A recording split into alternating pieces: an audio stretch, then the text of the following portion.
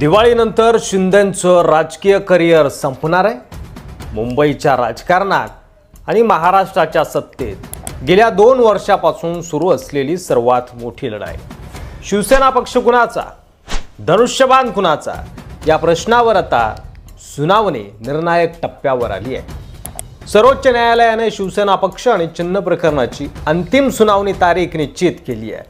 2 वर्षांच्या तारीख पे तारीख नंतर हा खटला शेवटी निर्णायक टप्प्यावर आहे। आता प्रश्न असा आहे की निकाल कुणाच्या बाजूने लागणार? उद्धव ठाकरेंना न्याय मिळणार का?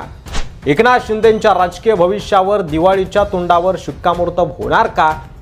कोर्टानं आधीच म्हटलंय की हा खटला लवकर संपवायचा आहे आणि उद्धव ठाकरेंनी तर सरन्यायाधीशांना थेट हात जोडून विनंतीच केली आहे की लोकशाही न्यायालयाच्या पायऱ्यावर तडफडते आहे।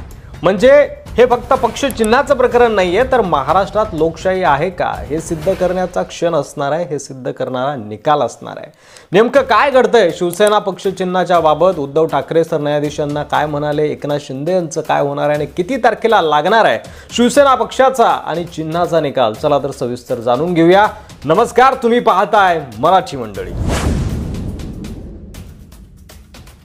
मार्मिकच्या 65व्या स्थापना दिनानिमित्त उद्धव ठाकरे मंचावर आले आणि जुने एकनाथ महाराजांचे भारूड आठवून सध्याच्या सत्ताधाऱ्यांवर त्यांनी घणाघाती प्रहार केला। जगात नाही राम रे, दाम करी काम रे ही ओळ उद्धव ठाकरेंनी आजच्या राजकारणाशी जोडली।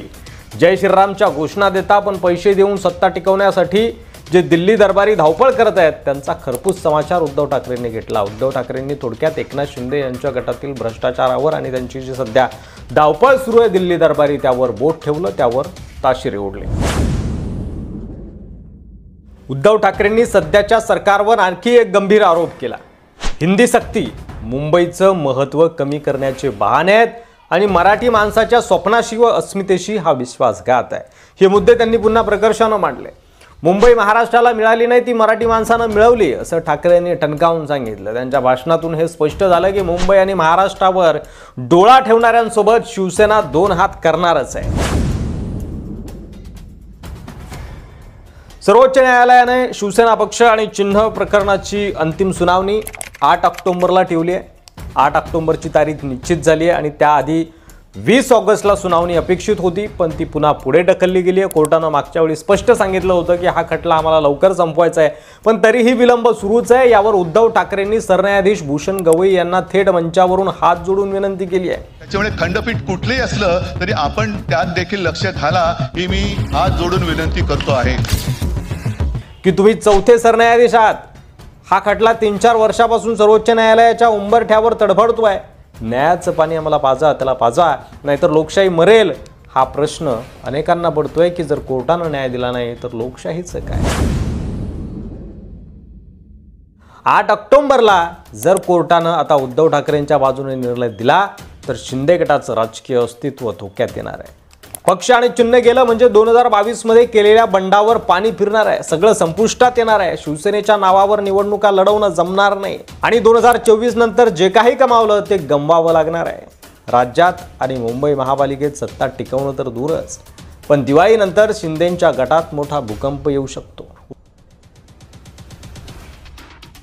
उद्धव ठाकरेंनी आणखी एक मुद्दा मांडला। सध्याचं सरकार लोकांच्या खऱ्या समस्या बाजूला ठेवून तुच्छ मुद्द्यावर जनतेला भुलवतंय। कधी रस्त्यावरील भटक्या कुत्र्यांचा वाद, कधी कबुतरांचा वाद, पण बेरोजगारी, शेतकऱ्यांच्या आत्महत्या, महागाई यावर चर्चा होत नाही। आता सगळ्यांचं लक्ष खरं तर 8 ऑक्टोबरकडे आहे। या दिवशी केवळ शिवसेनेचं भविष्य नाही तर महाराष्ट्रातील राजकारणाचा आगामी मार्ग ठरणार आहे। उद्धव ठाकरेंच्या भाषणानं या सुनावणीचं महत्त्व आणखी वाढलेलं आहे। कोर्टाचा निर्णय शिंदे गटासाठी दिवाळीपूर्वीच वज्रकाठ ठरू शकतो आणि जर तसं झालं तर पुढच्या काही महिन्यात महाराष्ट्राचं राजकीय चित्र पूर्णपणे बदललेलं असणार आहे। यावर तुम्हाला काय वाटतंय? दिवाळीपूर्वी शिवसेना पक्ष चिन्ह निकाल लागेल का? कोर्ट निर्णय देईल का? आणि निकाल कुणाच्या बाजूने असेल, ठाकरेंच्या की शिंदेंच्या? तुमचं मत कमेंट बॉक्समध्ये लिहायला विसरू नका। व्हिडिओ आवडला असेल तर जास्तीत जास्त शेअर करा। मराठी मंडळीवर नवीन असाल तर सबस्क्राईब करायला विसरू नका। पुन्हा भेटू पुढच्या व्हिडिओमध्ये, तोपर्यंत रजा घेतो। धन्यवाद। जय महाराष्ट्र।